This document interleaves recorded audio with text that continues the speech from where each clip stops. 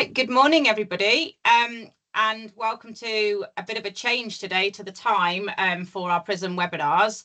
I should really say good evening to our ladies from Australia, and thank you to those that have managed to get things done this morning, obviously with our time change. If you are watching this on the recording, do please feel that you can send us in questions and we will reconnect with Sarah and Jess afterwards and try and get those questions answered for you if you're watching it in the recording. So this morning we've got, as I've just mentioned, Jessica Longlau and Sarah Bolton from Greenham's in Australia to give us an insight into the Australians' approach and how they're doing things over there. Sarah is the Dairy, Beef and Animal Welfare Manager, and Jessica is the Livestock Supply Chain Manager. And I look forward this morning to hearing about how Greenham's produce sustainable quality beef in Australia. So over to you, ladies. Thanks very much, Katie. I can kick off if you like. So my name is Jessica Loveland. As Katie mentioned, I'm the Livestock Supply Chain Manager for Greenham. That basically means looking after our on-farm programs, our farmer engagements, digital systems and things related to the livestock side of the business. So essentially working really closely with our livestock team, but our team doesn't actually procure the cattle. We do all those sort of supporting services. A lot of our time is also spent working both with our customers and with industry and with scientists to build new programs and implement those to sort of really future-proof our supply chain. Sarah, did you want to introduce yourself formally before we kick off? Sure. Thanks, Jess, and big thanks to the ABP team for having us. So my name's Sarah, I'm a veterinarian, and I've ended up specialising in animal welfare, specifically cattle. And within my role at Greenham, I look after our dairy beef program, which we'll speak a little bit about later and how that plugs into the broader suite of Greenham premium programs, but I also look after animal welfare across the business with a pretty strong focus on farm level operations, but also through to our 3 slaughter facilities as well. And for context, this is my second last week in this role, so I'm very happy to answer questions, but from here I'm going to be moving on to other opportunities, so just wanted to put that in there as well. Thanks, Sarah. All right, I'll share my screen.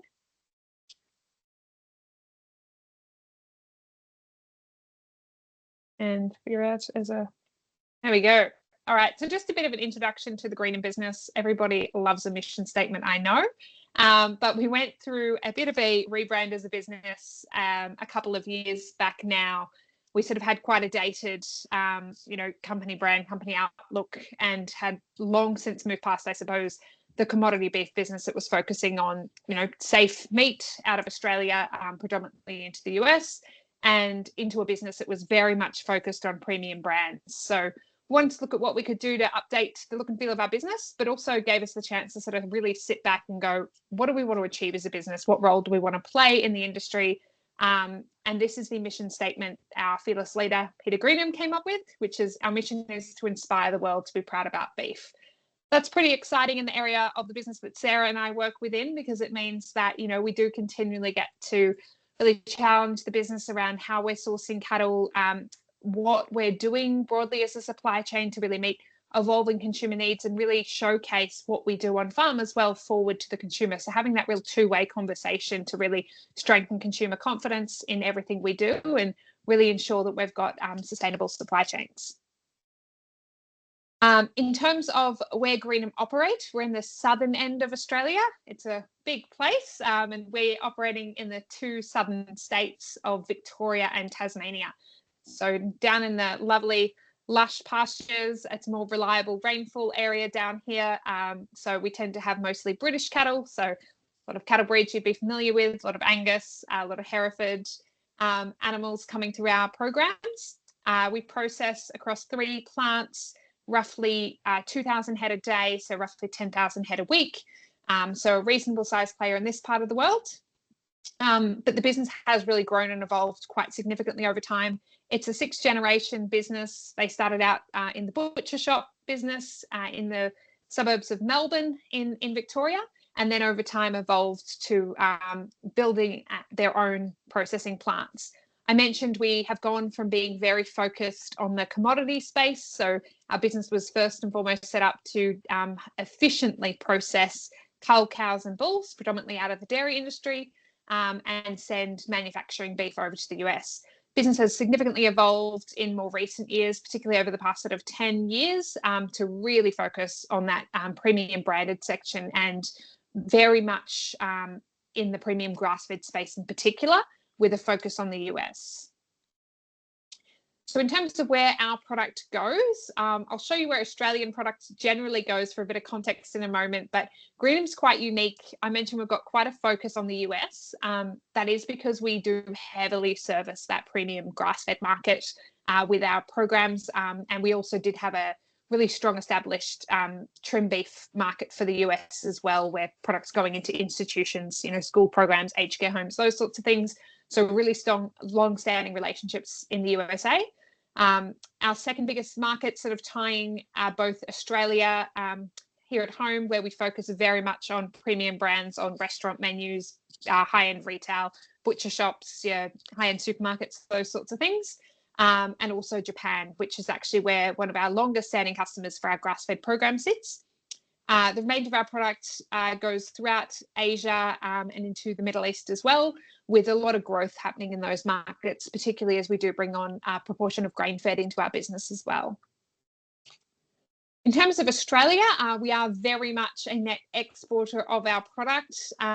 You can see on the right-hand side there a graph that shows the current quarter distribution of where Australian beef products have ended up. 26% has remained in Australia, so the remaining 74% has gone around the world. You'll see North America represents 22%. So Greenham is heavily over-servicing the US in proportion to the rest of the country.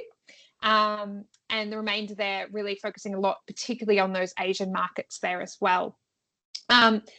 However, despite all the product that we export, you'll see on the left-hand side, Australia is a pretty small producer on the global scale. So as a small producer that's exporting most of our product, we are very heavily influenced by what's happening around the globe and what our export customers are looking for, particularly when it comes to changing legislation, new market claims, those sorts of things. We're really strongly tied to maintaining good trade relationships, good market access, and any legislation and things that are introduced, particularly with regards to animal care, the environment, those sorts of things, heavily influence our supply chain.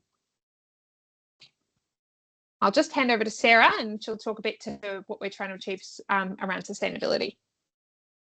So Jess originally asked me to speak to the concept of social license very briefly in this slide, but I decided to take a slightly different approach and put up a slide that I often use that comes from a paper by von Keyserlingk et al. 2013. The reference is there in the corner for anyone who's a massive nerd like me and likes to look up papers.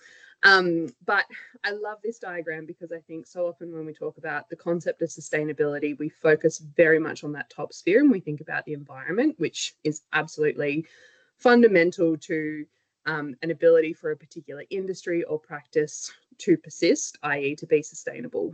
But I think it's really important that we continually remind ourselves that it is not just environmental sustainability that speaks to our ability to, I guess, keep doing what we're doing. It is equally about social acceptability and economic viability. And economic viability is obviously at the heart of a business like Greenham, but really built into everything that we do is this idea of aligning production practices with public and ultimately consumer values. So the way that we structure our programs is very much guided by what do our customers want of us in terms of the product that we're producing, with very much a focus on how we are treating the environment, but also how we're treating the animal as well, but also the broader industry and this concept of a social license to operate. That is the average person on the street trusting that the people in the beef industry are very smart people, know what they're doing, and no one needs to get involved, is something that's very much at the front of industry conversations. So this is really here to highlight that the concept of understanding what provides us with the ability to be trusted by the average person on the street is really important to the company, but also really working hard to understand that ever creeping away horizon, if you will, of where we'd like to get to in terms of aligning our practices with evolving consumer values. And that's never static. That's something that we're always working to understand, because our cultural values as a society are also continuously evolving. I'll let you keep going, Jess. Thanks, Sarah. Right. So we will talk quite a bit around two of our newer programs, being our sustainability standard and our dairy beef program that Sarah mentioned, and what each of them are contributing broadly to the topic of sustainability. But both of those are based on what we call our Never Ever Beef program, which is our flagship grass-fed program. So I thought I'd just give a bit of context around what that program is, what it entails, and I guess the size and scope of that program when we look to making any changes or any additions and introducing new requirements. So our Never Ever Beef program has over 5,000 accredited suppliers, represents nearly half of our total production as a business. So I mentioned processing about 10,000 head a week, so roughly 5,000 animals per week. We source animals, yes, predominantly in the south of the country where we are based, but from all of the eastern states, which is basically everywhere except Western Australia. You can see on that map there. So 7 different states and territories. Australia is a very big place, which means really different geographies, really different landscapes and things that we're dealing with, different farming practices. All of our programs as well, not just the Never Ever program, are third-party audited and assured. And that's really important for giving consumer and customers confidence in our claims that, we are doing what we say we're doing on farm. So we utilise a company called Livestock Integrity Solutions to do that for us. In terms of the claims in the Never Ever program, this has been ever evolving. I'll show you a bit of a timeline around how those claims have been introduced shortly, but currently that program covers off on grass-fed, antibiotic-free, no added hormones, so being free from HGPs, no GMOs, free range, as well as a program called Certified Humane, which is a US-based objective animal welfare standard that we've adopted for those customers there in the US. It's got really good consumer recognition over there to give the confidence around our welfare practices. This program underpins a lot of our premium brands that we operate as a business. So the 5 brands utilising that program are highlighted there on the bottom. The most notable here in Australia being our Cape Grim beef from Tasmania. But no matter the class of animal, Old Terra is actually a grass-fed Wagyu. Our Vintage is actually a high quality mature cow program. So, grass-fed cows, and we're also branding product off that as well. So quite a variety of brands being underpinned by this program. In terms of how it's evolved over time, so the Cape Grim brand was actually introduced in 2007 and utilised a program here, or a grading system here called MSA. So that's our eating quality grading system here. The animals were raised and finished on grass, but there was no formal accreditation around that. So really the story was very much around the provenance of Tasmania, where that product is sourced from, the clean, green environment. Cape Grim is actually a spot in Australia known for having the cleanest air in the world. It's one of the official monitoring stations for air quality, and it consistently comes up as the cleanest. So that's sort of lent itself quite nicely to a lot of brands in that part of the world to really draw on that from a health and environmental perspective. But very much around provenance and eating quality were the 2 things being called out there. Come 2012, we saw the USA introduce a standard for grass-fed beef. Significant confusion with the average consumer there around what they were purchasing. There were all sorts of different claims being made on the shelf for grass-fed, grass-fed, grass-finished, pasture-fed, pasture-finished, pasture-raised. There are 1,000 different ways that you could call it out, and none of them had any real standards behind, which you can imagine led to a lot of confusion. So USDA stepped in and introduced a standard, which companies like Greenham and shortly after the broader Australian industry adopted, to put formal claims on their products for grass-fed and be able to continue making those claims on pack in the US. We also packaged that up with those other claims that you saw, free range, no added hormones, no GMOs, and introduced a third-party audit over that as well. Come 2017, we saw a rising interest from our customers around being able to verify the welfare practices, the husbandry practices that our farmers were using, and being able to sort of verify that the animals had, lived a good life and it was a humane system from start to finish. So all of the farms in our system, we incorporate into our program certified humane raising requirements and embed them into our Never Ever program so that we can, those farms gain that certified humane accreditation. We also have our plants audited, so our processing facilities are also audited under certified humane and accredited as well. So it's that birth to slaughter, being able to verify those welfare credentials there. In 2023, we introduced a new claim, which is certified regenerative. That's underpinned by our sustainability standard, which I'll go into a lot more detail on.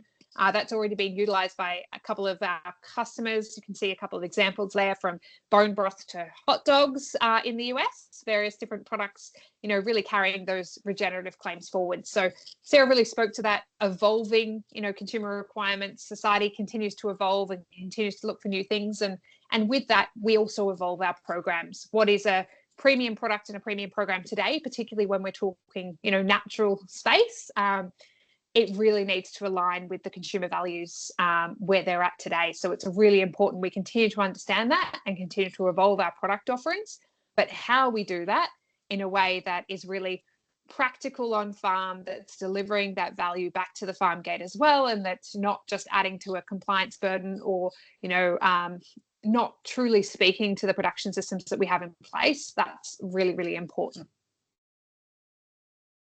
So on that note, I'll touch on our sustainability standard and how that's been developed. So when we looked at building a sustainability standard, we need to consider the needs of, end-to-end of the supply chain. The initial scoping work that was done on our standard actually took what we have in place in Australia, being the Australian Beef Sustainability Framework. That's our industry reporting framework we have that helps us to indicate to our global customer base how we're tracking on all sorts of issues where they've got interest, broad adoption of pain relief, how we're going from a carbon footprint perspective, all of these things at an industry level. They took that framework and went, all right, how do we actually put this into a set of indicators that we can measure on farm and track on farm performance and be able to hopefully make some claims forward to the customer as well. The producer feedback was really around wanting, practical tools and support, ensuring that efficiency and implementation and avoiding duplication. We have a lot of mixed farmers in the south of the country, probably similar to the UK. A lot of our producers are not just producing beef, they're often producing, sheep, grains, those sorts of things as well. And quite often supplying more than one market for different categories of animals. So ensuring they're not having to do these things over and over in different formats for different markets was really important. Producers were looking for access to premium markets as well, and ideally a premium to help, price premium to help incentivize any change. Over in the customer space, this desire to build consumer and investor confidence, really important. So with a lot of the things with the pressures that are coming on us around carbon, yes, we've got a consumer desire to have a product that's good for the environment, good for the planet, but we're also seeing a lot of investors needing to do their due diligence around things like carbon footprint. Changes have been made here in Australia, as they have in many places around the world, in terms of director due diligence around climate impacts and these sorts of things. And soon incoming in the next few years, we'll also have, the need for them to be able to demonstrate impact on nature as well. So directors and investors are all going, what can we do in this space to have confidence where we're investing our money in the businesses that we have oversight of. They're wanting to address the things that really matter. So those material concerns, ideally underpin on-pack claims, so have those verifiable claims that they can call out to consumers and hopefully, again, attract price premiums to help incentivize that change where possible. Really importantly, credible data and audit processes. So, the last thing anybody in this space wants to be doing is accused of greenwashing. They want credible data and audits in place to ensure that they've got confidence in anything that they're promoting. Then that middle ground, we've got this nice area of things that both parties are looking for. promoting sustainable beef. I think everybody along our supply chain is really proud of what they do and the way they do it. Our producers love having customers out. We had the ABP team out last year, and they love showing everybody what they do and being able to share that story of what they do and why. And that sustainability is super important, leading into how they build that consumer confidence. Everybody wanted an evidence-based system. So in everything we've done, it's been about how do we do this in a way that the science supports, the evidence supports, so that if we're promoting something as good for the environment, good for the farmer, good for the animal, we've got evidence around that so that the claim, and the product will stand the test of time. And inclusivity is really important as well. Our farmers do not fit a singular mold. We've got all sorts of farmers with all sorts of business models, all different motivators. And we wanted to make sure that we could build standards that everybody could be a part of and come along with, and that it worked for all different geographies and things as well. So a lot of common ground there, which is, I suppose, where we were able to have some really effective conversations, even if some of these things were a bit polarizing, either to our customers or our producers. It was about finding that common ground and working together on how we could deliver standards that met everybody's needs in a really credible way. So that brought us to our beef sustainability standards, which is depicted there on the right-hand side. These are available on our website too for anyone who's interested. Very welcome to jump on and grab a copy and have a read. What they are is an optional on-farm standard that's available to our never ever accredited suppliers. So I mentioned that grass-fed program and that this has been built on top of that. It's a further evolution. We're not mandating adoption of the standard at this point, but producers wanting to be part of it do need to first and foremost have that never ever grass-fed accreditation. It's really closely aligned with the industry frameworks and goals. So I mentioned the beef sustainability framework here. We also have some carbon neutral goals here in our industry. And we've really worked to align with those sorts of things so that farmers can understand how the standard fits in with those industry goals, and they can sort of benchmark themselves as well. It was developed in consultation with suppliers, customers. So I sort of talked a little bit to that process, but also with leading scientists. So that evidence base that I mentioned that was really important to everyone was so important right from the get-go that we had input from scientists, and that we then got external reviews done. So our customers requested a couple of people. We've got some leaders in Australia in the environmental science space, particularly in the beef industry. So we brought them in to do a external review of the standard after it was actually written, provide further recommendations, and also a letter of support to give out everyone confidence that we were sort of building a standard that was actually going to support sustainable businesses and ecosystems. The other thing that we really did when we built the standard was build it into 3 tiers. So that idea of being inclusive and being able to meet each farm where they're at, but also, everybody has different goals in this space. So we wanted that really reflected in the standard and didn't want it feeling inaccessible for anybody coming in. The first tier is really about supporting education and compliance. So I'll give an example of some tiers shortly for one topic. But a lot of what we've got in our first tier is actually our legal requirements here in Australia. So around, how farmers manage threatened species, workplace health and safety, those sorts of things. Feedback from our producers, though, was often that there may not be great awareness of what some of these requirements were, or simply that they weren't sure what records and things they needed to be keeping. So a lot of that was about really identifying, okay, are our farmers meeting those requirements? In most cases, they are. Do they have the necessary records in place? Yes or no? And if they didn't, helping them to fill those gaps. So really helping to broadly de-risk our supply chain by building an understanding of what everybody is required to do in that space and ensuring that we've all got proper processes and proper records in place. It's also allowed us to feed back to industry bodies, so our research and development corporations here that support our industry training and adoption exercises, as well as our government departments that support farmers and training and everything. We've been able to give really solid feedback around where there is misalignment between, what's expected and what's actually done in practice and why that might be, so that each of these bodies can actually play a real role in helping adoption in that space, or helping to tweak requirements maybe where they're impractical or need to be, shaped and tweaked for a certain environment. So it's been a really constructive exercise in being able to work in with all the various departments in the country so that we can get really aligned on how we can support farmers on this journey. The second tier, that's where we're able to offer a small price premium. We're making that certified regenerative claim from that tier. All our customers' requirements from the regenerative space have been embedded into those first and second tiers.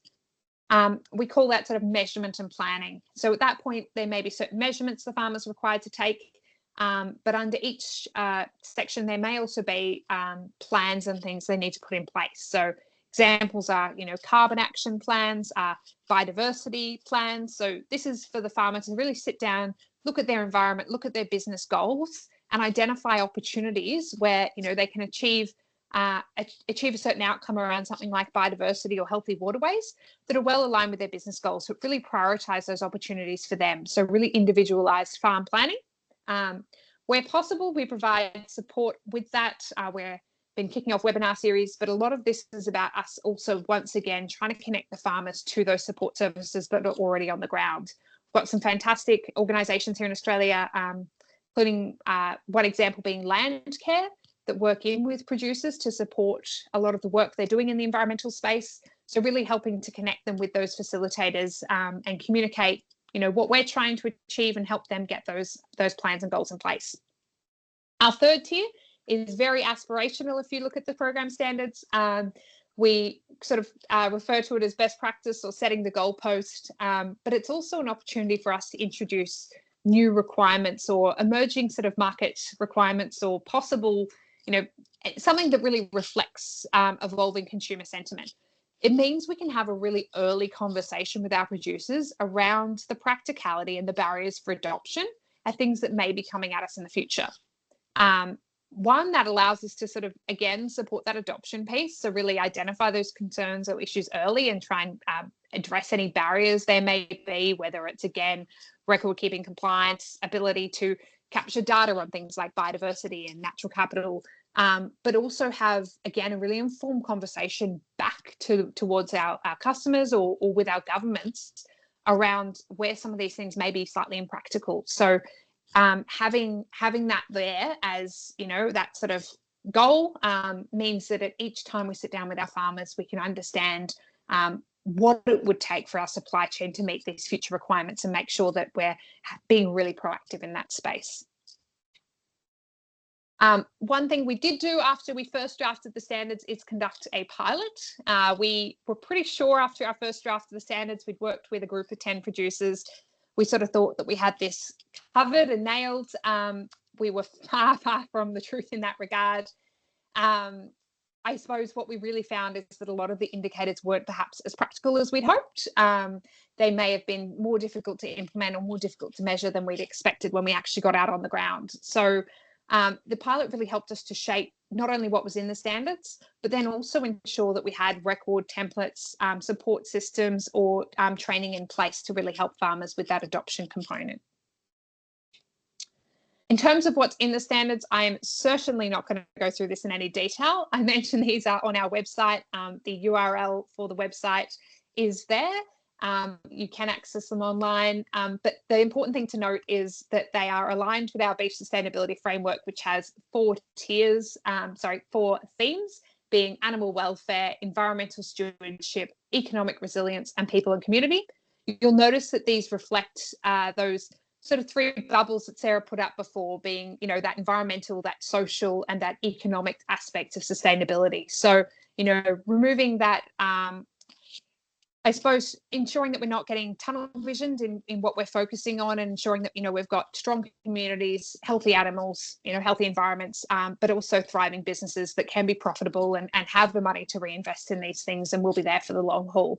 So I think that was really important to all of our farmers right throughout the feedback that we got from them throughout the development, was to ensure that we remained quite broad in what we included in the standards so that we could really support them in all aspects of farm sustainability. In terms of how that tier structure is set up, I've included carbon management as an example because I know that's been a bit of a hot topic and for your group. So in that first tier, I sort of mentioned education was a component there. So the requirement is that farms have completed a carbon training program. We worked closely with the industry to develop a series of e-learning modules to give the farmers in our group a low cost or a free accessible option for complying, but they can also complete any other industry recognized carbon training.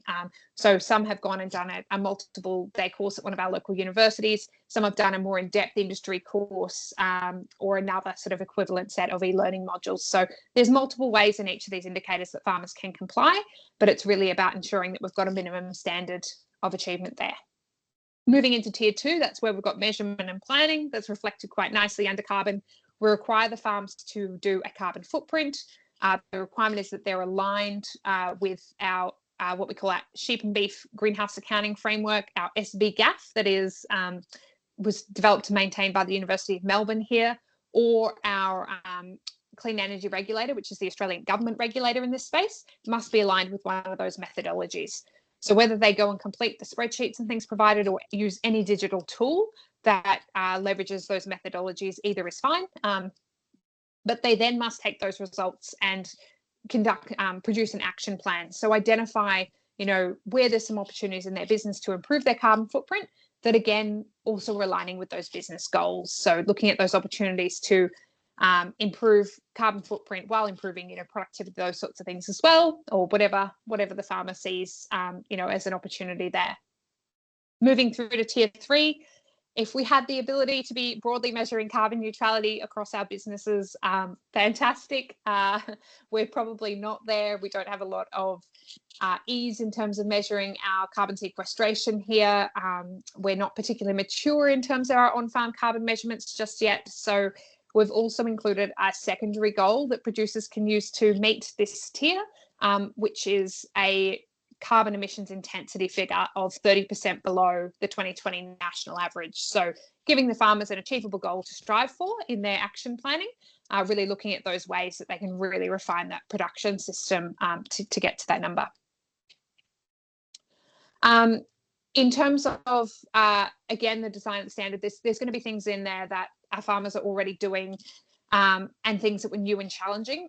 A lot of areas of the standard our farmers were already doing the majority. Where there were gaps was really in terms of the records and plans in place for a lot of existing actions. So that's where we've really worked with our producer group to try and get those records in place, but once again, make sure they're not too onerous, and that where they're supplying other production systems or other processes and those sorts of things that have similar requirements, making sure that we offer equivalency and that we can align with those requirements so they're not having to duplicate.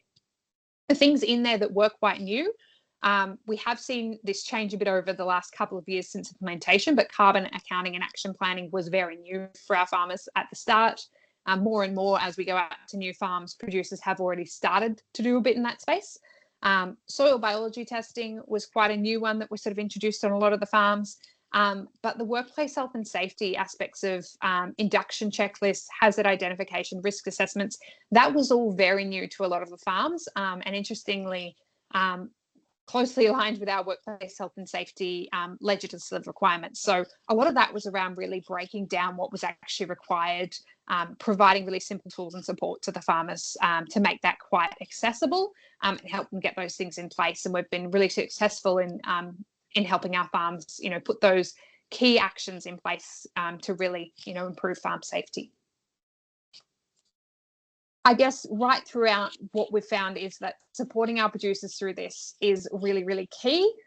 So doing what we can to provide learning opportunities, management plans, templates, simple record keeping tools, tips and tools for measurement, those sorts of things where newer measurements are in place to make them easy, really important. And we're also introducing a webinar series at the end of this month, actually, and we'll be making those digital training videos available online. We'll soon be conducting on-the-ground workshops as well with our farmers to support some of this action planning. So really, really important that we handhold our producers through this process. Again, it's not about that anything in the standard is particularly complex, but when you look at all the various different areas in there, it can be quite overwhelming. When we sit down, though, at most farms, we find they're probably already doing 80% of what's in there, and it's just about filling in those gaps and helping them create some focus, and then providing that support as required.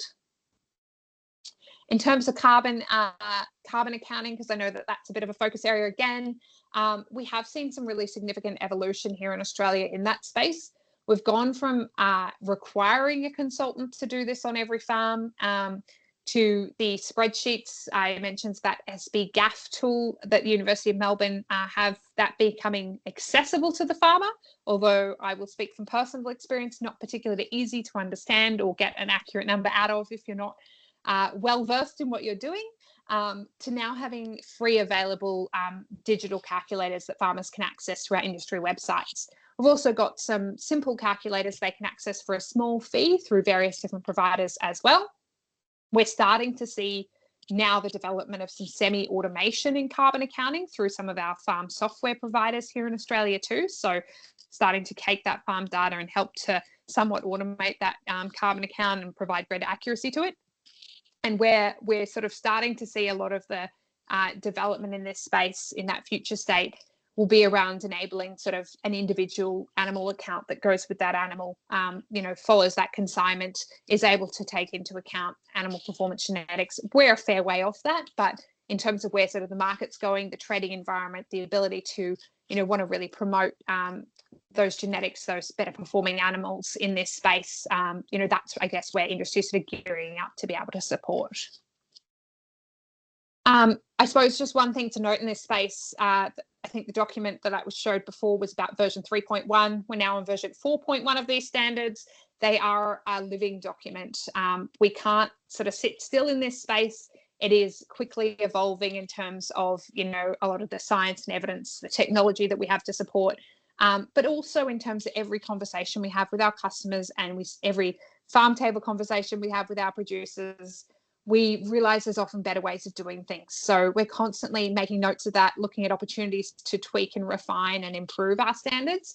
And then roughly once a year, release an update to those standards to address a lot of those real opportunities. We are continually looking to also review opportunities for equivalency with any emerging standards and things that will allow our farmers to access additional markets, price premiums, and give our customers access to new product where desired.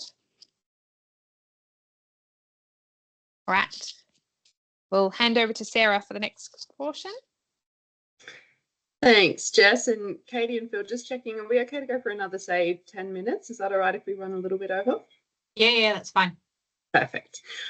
So Jess really clearly set out that our flagship on-farm program is the Never Ever program, which is essentially our grass-fed beef program. The Greenham Beef Sustainability Standard is essentially Never Ever Plus. It's the extra add-on to that system. And a few years ago, the business decided, for a whole host of reasons, that they really wanted to improve the ability to source beef cross dairy calves from dairy farms, but give them an entry point into the Never Ever program as a finished animal. So essentially the Greenham Dairy Beef program is the exact same set of standards as the Never Ever program, the basic grass-fed program. The only place that the two programs differ is in the pre-weaning calf. So the Never Ever program is written for a beef cow-calf unit, whereas the dairy beef program is written for a dairy calf that is being reared artificially, so either by a robot or by a farmer. And essentially what we're trying to do is create that long-term supply chain to underpin both the sustainability of the dairy and the beef sectors. I'll go to my mouse instead. So very quickly, I'm not going to go too much into this, but essentially here in Australia, if you are a dairy calf that is not intended as a future milking female, there are a few different pathways through which you can be managed. You can be raised for beef, which tends to only happen historically when we've had a shortage of beef product, because we have about 25 times more cattle in the national beef herd than we do the dairy herd. So the dairy animals have to sort of fight for that place when people really want them. And more often than not, when beef prices are low, these animals tend to be managed through what we put an umbrella over as early life killing, which is either being killed at birth on farm or killed at 5+ days of age, as what we often refer to as a bobby calf. The veal industry in Australia, not particularly substantial. So essentially what we're trying to do with this program is move away from, I guess, what was traditional practice on a dairy farm, which is essentially all my dairy cows are calved, I've picked out my replacement heifers, and now I've got all these other calves. Who wants them? And please pay me a decent price. And so I often like to highlight that, you know, this is one of the only industries in the world where people would produce a product and say, hey, what market can I put this into? Whereas in nearly every other industry in the world, it's the opposite. It's this idea of what do people want to buy and how can I produce a product for what people are asking for? And so it's this idea of shifting away from a production push to the consumer pull. So why dairy beef? I mentioned sustainability and this idea of social license. And of course, you know, Greenham as a business does have values around this warm fuzzy idea that protecting the dairy industry means protecting the cattle industry, which means protecting the beef industry. Certainly improving animal welfare, social license, absolutely. But there's some other key drivers in there as well. So the carbon footprint piece is pretty significant because these animals can have up to a 50% lower emissions intensity than beef produced from the beef herd. But the other piece is supply chain resilience. So about 85% of Australia's dairy cows are located within a reasonable transport distance to Greenham's 3 processing plants, which are in the southeast of the state. So working with dairy farmers ideally before the cows are bred to make sure that the right genetics are going in and that these animals are being raised under our accredited program so that they're eligible for our premium products and the price premiums that go with it. In terms of the carbon side of things, so I am not an expert in this space whatsoever, so I like to explain it in very basic terms. Essentially, in life cycle assessments or carbon accounting methodologies, when a beef cow gives birth to a beef calf each year, that's the only product that she's producing, and her annual emissions are spread across her products. So her calf gets 100% of her emissions when he starts off his journey in life. However, according to the International Dairy Federation Life Cycle Assessment Methodology, which you can look up via Google, approximately 85% of the dairy cow's emissions are conveniently attributed to her milk in life cycle assessments, which leaves just 15% to be attributed to her dairy beef calf. So when these two animals line up at the starting line of life, the dairy beef calf has a pretty significant advantage because he's starting off with much less emissions. However, we always like to highlight that methane is obviously a byproduct of digestion. If these dairy beef calves aren't bred well, fed well, and managed to be efficient animals, then they can quite quickly lose that advantage that they're born with if they have to eat a lot of food, and from that food, they're not actually converting it into beef efficiently. So we have to keep that focus on making sure they are bred and fed intentionally for an efficient, identified market.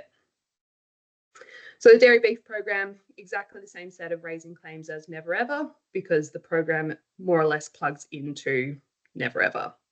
These animals are eligible for all our key finishing pathways, and the really convenient thing for us is that if they fall out of the antibiotic-free grass-fed market, which is our Cape Grim and Bass Strait brands, we can put them into a grain finishing program, or we can put them onto a free-range barley ration, et cetera, et cetera. So having dairy farms accredited under the dairy beef program, breeding beef cross calves, raising them for the program standards means that they have optimum market eligibility.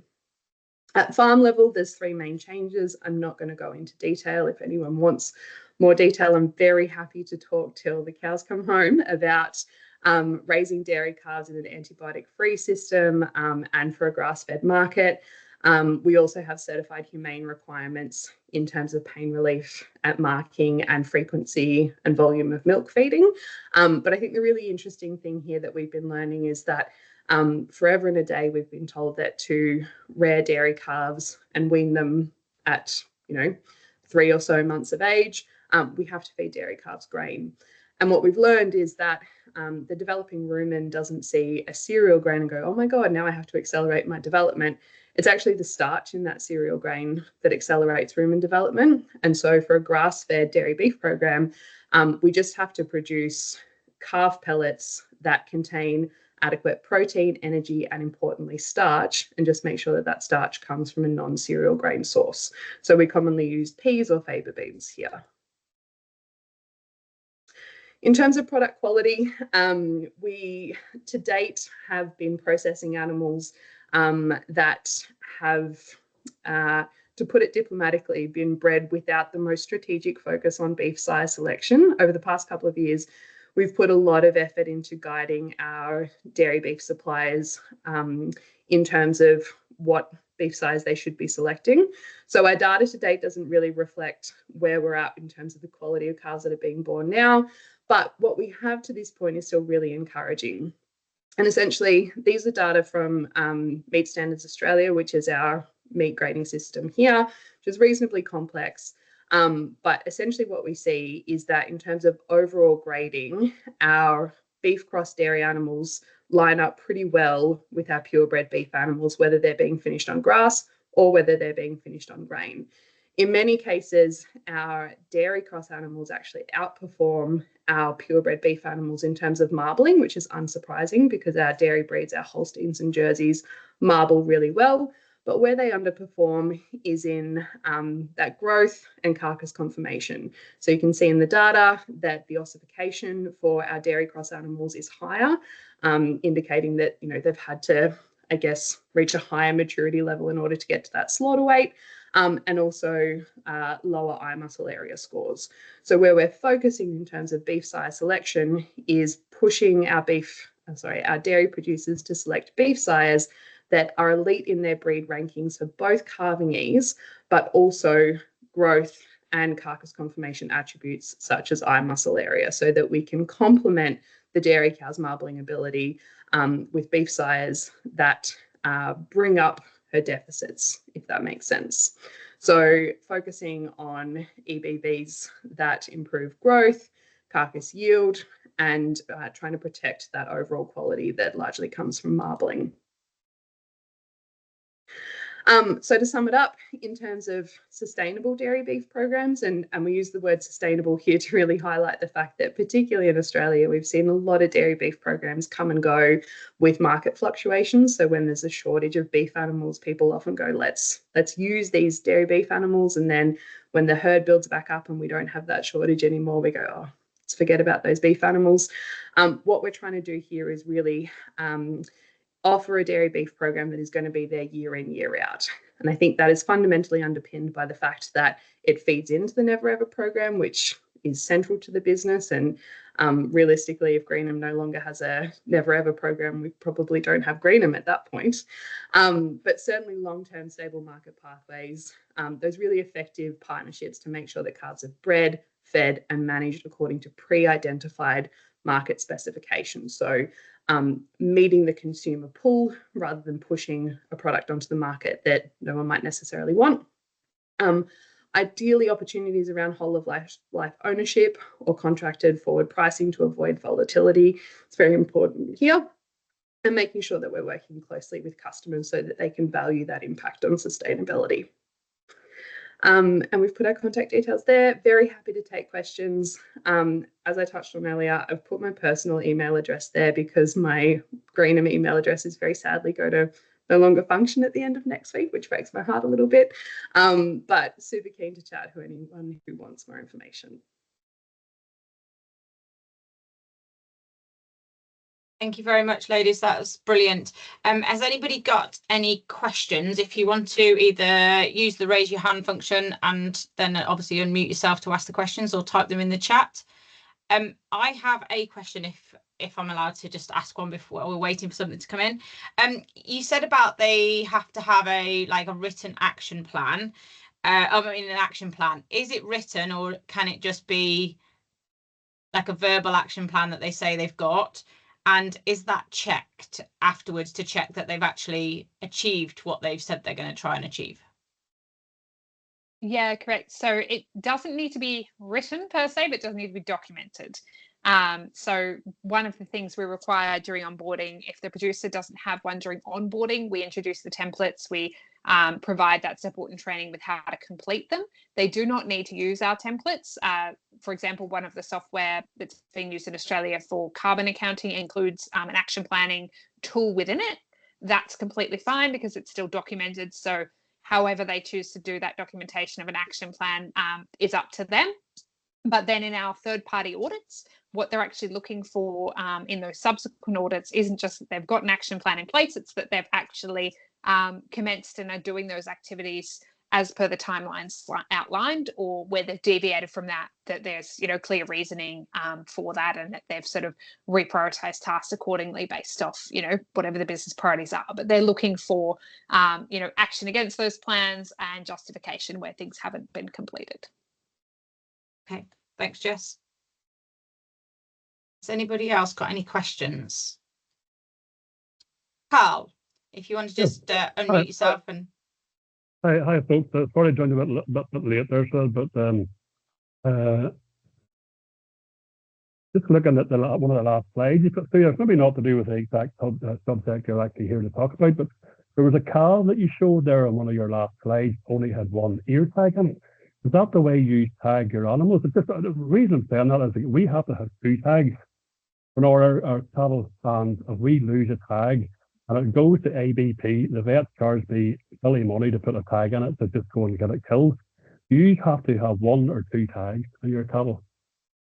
So great question, first of all, and very observant. Yep. The only minimum requirement for identification at a national level in Australia is that when an animal leaves a property, it has to have an RFID, a radio frequency something tag in its ear that then records that movement property to property on our national livestock identification system. So we don't actually have legal requirements for the visual ID tag. They're used, you know, according to property preference for how they'd like to identify their animals. So there's that. I get some states, I think, still have some strange requirements around branding as a permanent identification. Perhaps the cowboys in Queensland still do a little bit of that, but no legal, not that I judge the Northerners, no legal requirements around the visual ID tag here. No, it's just a great idea. Like, if you understand it, it's quite often that, you know, you get an animal, especially when they're housed, you know, ear tags get rubbed off to do. And before an animal leaves our premises, we have to have 2 tags in its ears to do. And, you know, that's additional cost to it all the time. And maybe it's a small amount of money, but if you're working with a large amount of stuff and you've got, you know, 10 or 15 cattle with only 1 tag in it, and like what's another £5 a tag, there's another £50, and all those small pennies come together to make quite a lot to do, you know. But understand the reason for it. It's quite, you know, legitimate reason for the 2 tags in it, you know, for identification, which is very important for animal traceability. But you know, anywhere we can try and reduce costs, you know, it's definitely worth considering. And, you know, arguably the animal welfare nerd in me says that the less we can make physical modifications to animals, the better as well. So, but I'm not going to get caught up in the debate around the legal requirements there. I was going to share a bit of host privilege and say that we obviously, for traceability purposes, obviously comply with the regulations, but moving to RFID would save a lot of problems for a lot of people, I think, not least ourselves. So that would be something that we'd definitely support. I didn't see any of the other hands up, and I thought for some of the folks that might be patching into this video after the event, might be interested in a couple of questions posed to you guys, and thanks again for fantastically informative and detailed presentations. Probably something that's hit the press here fairly recently has been around the use of methane inhibitors in dairy. Just wondering if there's been much of a ripple effect in the southern hemisphere there, and I thought also there'd be interest in some of the premiums for the tiers that you offer, Jess, from Greenham's. I know there's a reasonable price differential here in Australia, so there'd probably be a few people in the group who'd probably be interested to understand where market prices are in relative terms and how those premiums fit within pricing. And another one, if you don't mind, for Jess, is around the conversation around standardization of carbon metrics here. We've had a we've been navigating in our government commissioned some work looking at the comparisons between carbon calculators here, and has there been much conversation around standardizing those numbers, given that a lot of farmers here would see different calculators used to come up with different numbers? So apologies for packing 3 questions in there. I thought those may be in the minds of people that may pick up on the video later. So perhaps dealing with methane first, Sarah. Maybe you seem to latch onto that when I mentioned it straight away. Well, I was going to say, how about Jess, if you start with standardization and premiums and touch on the methane inhibitors, and then I'll follow up from a social science perspective on that one. Great. Yeah, thanks, Sarah. So yes, in terms of price premiums, they are still small. They're very modest price premiums at the moment. Certainly would always love them to be higher, but it does reflect the fact that we're currently, our Never Ever product is already servicing a really premium market. We've got a high eating quality product with a whole suite of natural claims servicing a consumer that is walking into the store and trusting that store or trusting that retailer to ensure that their values have been met. So one of those expectations is, in terms of newer things being introduced through the standards, those environmental aspects, they're expecting that we've done our due diligence there.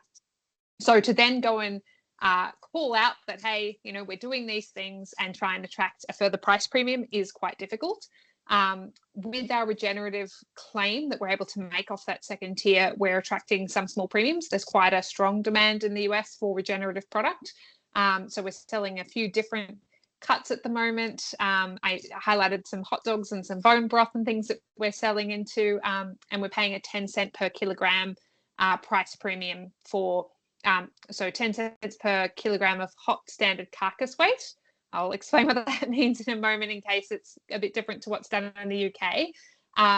Really hope we're able to grow that. We're actually just about to launch a regenerative brand that will be underpinned by this program in March at the US Beef Conference there. So some really exciting opportunities to start marketing a lot of our steak cuts and premium cuts and those sort of things under this program as well. And hopefully with that, some price premiums can flow on. In terms of our first tier, that longer term, I do expect will probably be absorbed into our Never Ever program quite broadly.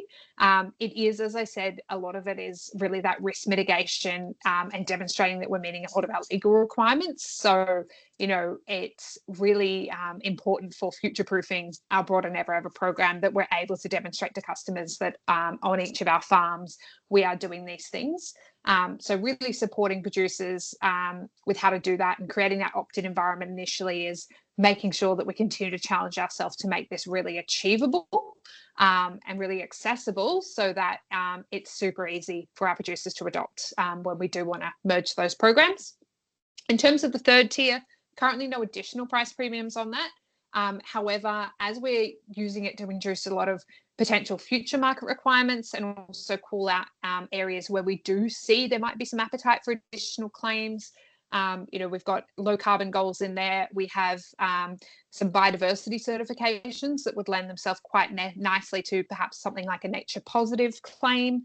And we've also got some ecological outcome verification, which is sort of comprehensive soil health monitoring. So for customers seeking those sorts of things in future, that third tier or producers meeting certain aspects of that third tier would likely be where we could draw that product from. So gives us visibility of where farms are complying so that we can have those early conversations with customers and understand what it will take to meet the market. I did mention before I've been out of the game for a few months, so I'm not entirely up to speed with livestock prices. I would say we're somewhere in the mid sixes in terms of pricing. I did say that was in terms of hot standard carcass weight. So that is our standardized way that we weigh an animal through the plant once we remove the hides, certain parts of the offal, that sort of thing.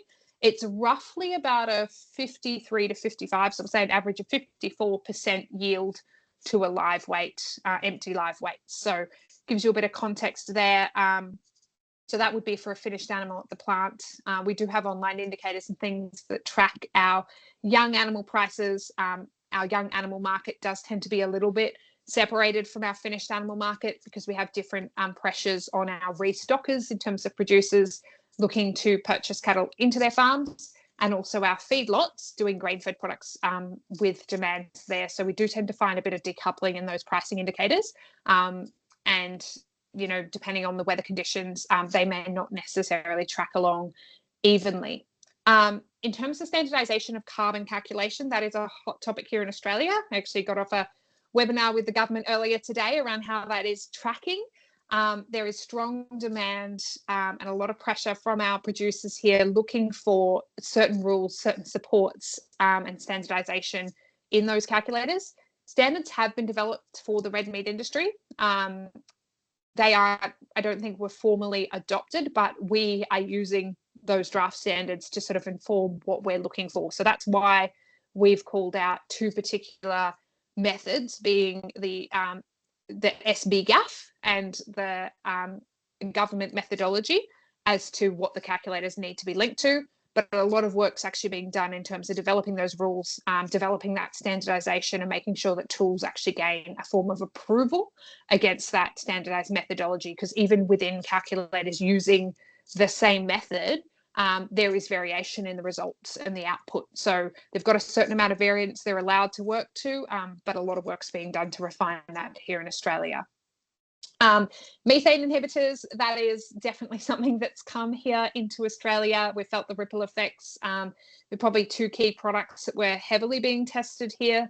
One being Bovaer. So we had that being trialled in feedlot systems and things here in Australia. And the other being red asparagopsis, which is a natural seaweed product that does tend to grow quite well in the far south of the country. I guess I'll let Sarah talk to, I suppose, some of the appetite and the social license aspects in that space and where it might go. But we are sort of a little bit on pause, I guess. I think we do see some potential long-term for the involvement of supplements in methane reduction and the role that they can play when done well. But I think it does really, really highlight why we need to really early understand potential consumer attitudes to, you know, the way that we're adopting things and the sorts of solutions that we put in place to ensure that we are investing in the right areas that are going to help get, you know, the climate outcome we're looking for without jeopardizing other factors. So I'll let Sarah elaborate on that one.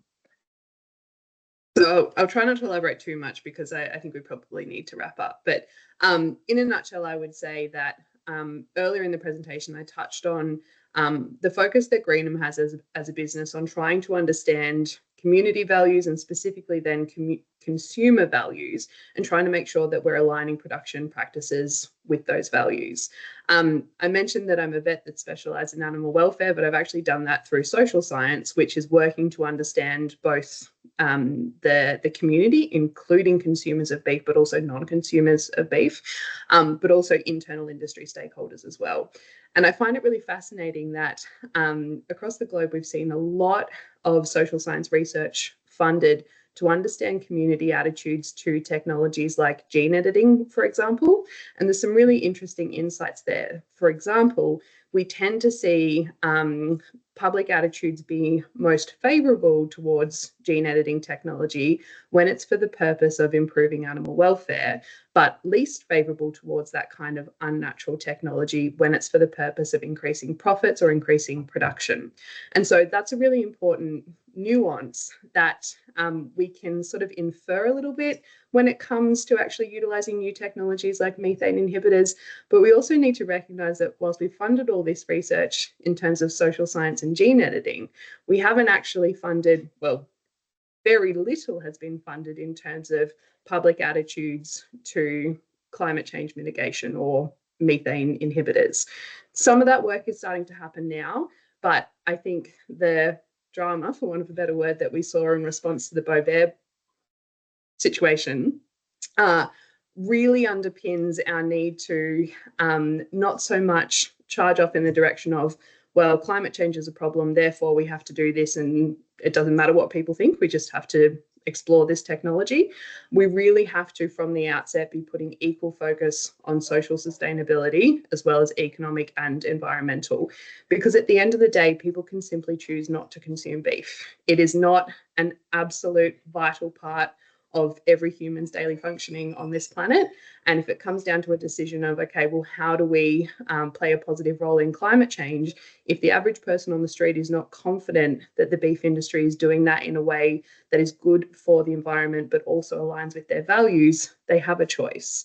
So I think understanding the community values around naturalness, learning from the work that's been done in gene editing, but also making sure that we're prioritizing understanding community attitudes in terms of any new technologies before we push ahead with them is a really big lesson that we can learn from the recent events. Thanks, ladies. Can I just ask one final quick thing, and that sort of links with that? You talked about the premium brands, and are the consumers willing to pay more for the premium products where there is obviously all the claims about the welfare and the standards on them? Are they willing to, or do they say one thing and do another? Because you have quite a lot of them here that will sort of say they want to buy those products, but actually the say and do are quite different things. Yeah, and we see that pretty consistently, that there is a gap between, for example, willingness to pay that we look at in social science research and actual consumer behaviours. I think there's two things that are worth highlighting there. The first is that Greenham as a business Greenham has products that have a whole host of raising claims that speak to the idea of premium and natural. So yes, there's animal welfare. Yes, the sustainability things, but it's also premium eating quality. There's many, many things that go into the whole package of why you should choose this product and why you should pay more for it. I think when we split those things up, so for example, animal welfare on its own, or emissions intensity on its own, especially when we're trying to charge a premium for what the average person on the street kind of sees as a minimum expected bar in terms of performance, that's where we really run into problems. So asking someone to pay a premium for a product because it's not doing harm to the environment, hard to sell in comparison to packaging up this beautiful product that is great eating quality, and it's good for the environment, and it's good for animals, and it's in a beautiful package, and blah, blah, blah, blah, blah. So I think that's something to really keep in mind. And as much as I highlighted the advantages in terms of emissions intensity of our dairy beef animals, that thinking has kind of underpinned why we haven't gone ahead with branding a low or zero emissions intensity dairy beef product, because we're starting to see that reluctance from consumers to pay extra for either a standard of animal welfare or environmental stewardship that is kind of the minimum expected operating level, if that makes sense. Okay, no, thank you very much, and thank you both for spending the time for your evening, our morning, and sharing all your thoughts of Greenham's with us today. So as we've mentioned at the start, and Phil mentioned, if anybody has got other questions that you want to ask the ladies, obviously their details were on the slide, or by all means send the questions into me and I'll collate a few questions together to send over. So thank you very much for joining us today, and thank you again, ladies, for spending the time with us today. Thank you very much. Thanks for having us. Much Cheers. appreciated. Thank Thank you. you. Bye-bye. Thanks, Bye. everybody. Bye. Bye-bye.